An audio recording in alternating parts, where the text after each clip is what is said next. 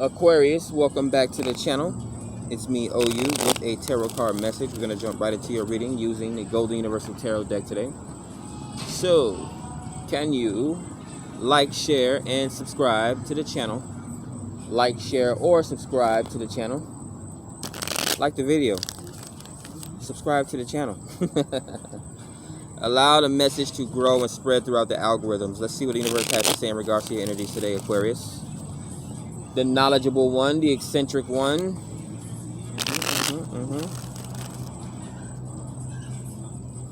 I met an interesting Aquarius recently.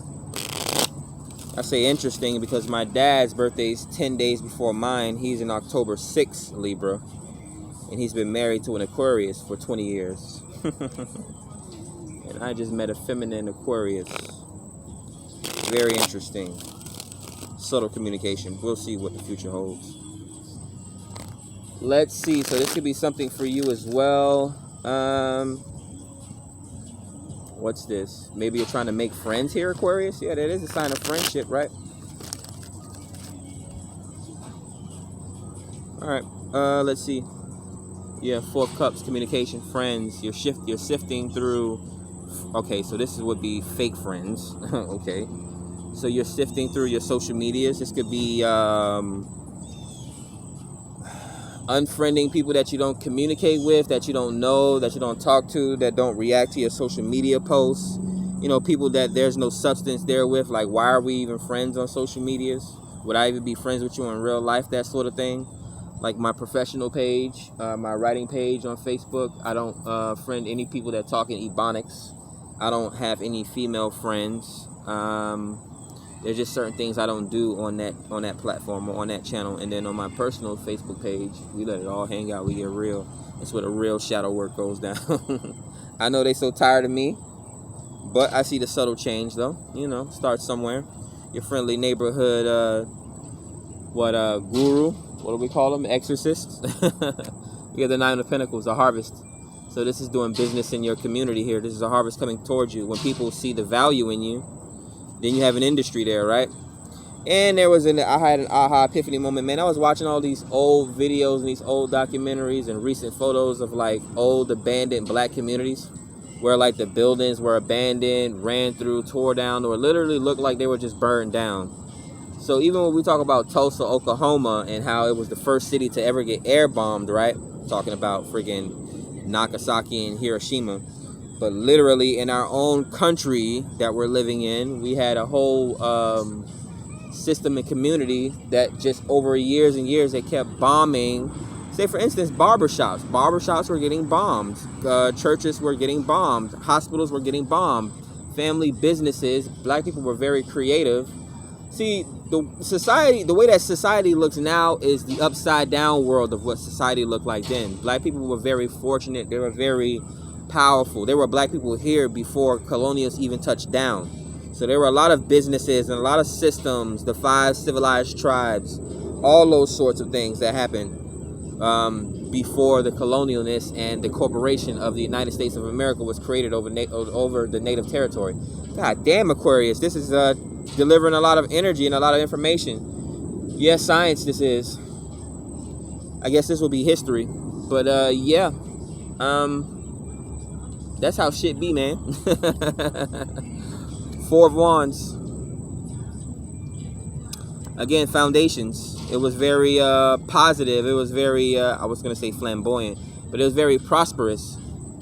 So it wasn't just a one-time thing. Oh, this is a deep, dark secret, a one day in America secret where Tulsa, Oklahoma happened, and, you know, the Emmett Till. These weren't just one-offs. Things happened all the time. If you look through some of the cities like Chicago and any other city that's was black-owned, Maryland, Baltimore, like these people ran out of their homes, ran out of their territories. Like their businesses were intentionally sabotaged and shut down. Like, why does that not happen in other communities? Why do you not go to Chinatown, or why don't you go to Spanish communities and they have abandoned buildings? And so that's one of the things I started to notice here. This could be some sort of a community development.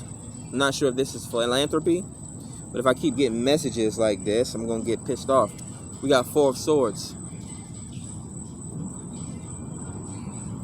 someone's thinking about adding value or investing in their own community here. This could be confidence, traveling here, showing people what it. Okay, so what I'm getting here is someone's trying to convince someone that where they live is not good and they should move out of where they live. So I'm not sure where the fuck you live. I don't care if you live in the boonies or whatever. You live in the suburbs. Don't let anyone convince you that where you planted yourself, you should move. Now, exploration and growing, that's a good thing. You know, there's positives and there's negatives to owning a home. You know, if you want to feel grounded and stable, like most earth signs do, they want to be able to control the area around them. Yeah, you would be more satisfied as a Cancer when you have your own stable home and your own, you know, your own grounded place that you can monetize out of, that you can restructure, brand, paint it your own color, whatever the fucking case is. So that is that. Yeah. Or whether you live in the hood, don't let nobody tell you that your little penny stocks ain't worth shit. Like, all that stuff grows. All that stuff is a part of your net worth, right? When people ask you, what do you do, or what do you own, or what do you stand for, you have things to fill in the blanks when these people ask you these crazy ass questions, right? Who is this? This is Aquarius, the eccentric one. Yeah, my language is off. It's not off, it's perfect. And I'm not intoxicated or anything like that. Like, this is straight real talk here. 10 of Wands. This could be someone lecturing someone or giving someone the game, as they would say in Ghetto Ebonics here. Yeah. Not necessarily getting a harsh lesson, but burdens. Like Diddy, what was that show, Making the Band? Or one of those shows where he made them walk across the Brooklyn Bridge to get him some damn key lime pie, some shit like that. Teaching someone the value of something. Teaching someone the value of chores. Family. Yeah, I mean, chores is a part of family values.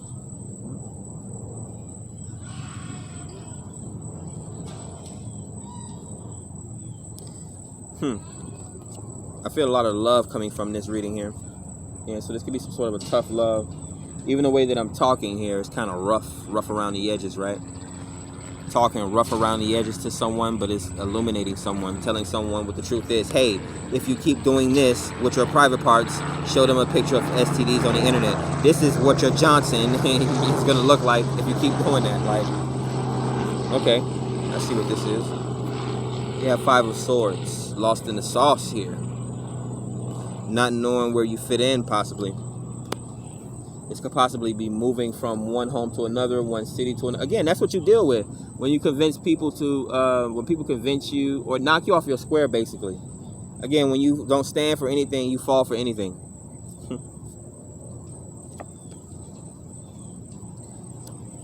I don't know. People are weird anyways. They want to be so different, but then you go online and everybody's doing the same shit. We have Virgo here with the Hermit, right? They want to be so private, but they expose themselves online and on social media, right?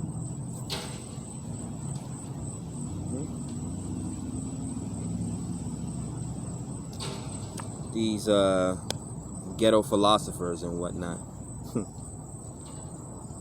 My thing is, you're so good at doing something bad or something that you're not supposed to be doing, or getting it out of the mud. You have no problem with doing something the bad way, but when it comes to doing something the right way or doing it right the first time, you don't know how to do that shit, though.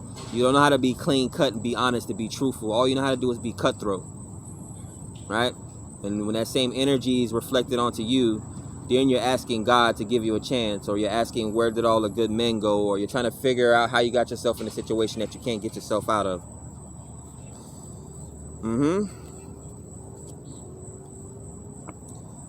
8 of Cups here.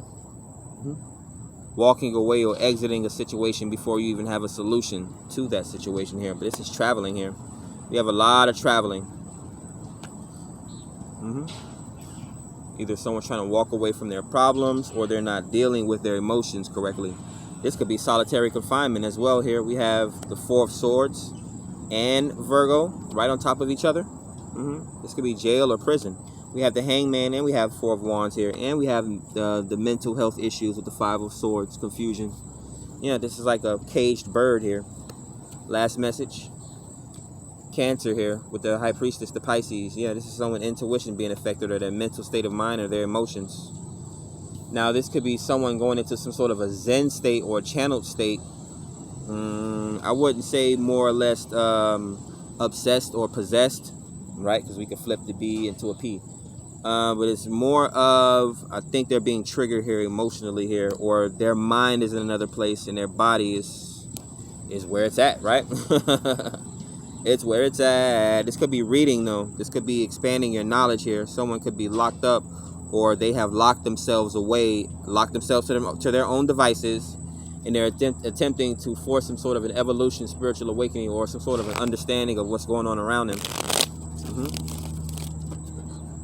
What did I do? Did I pull break deck messages yet for Aquarius? No, I've been rambling in a harsh tone this whole time. And I guess that would literally be me as a teacher. I mean, I don't, and I know that there's people that watch these tarot readings. Like when I'm at work, I'm super professional. Like there's no cussing at all.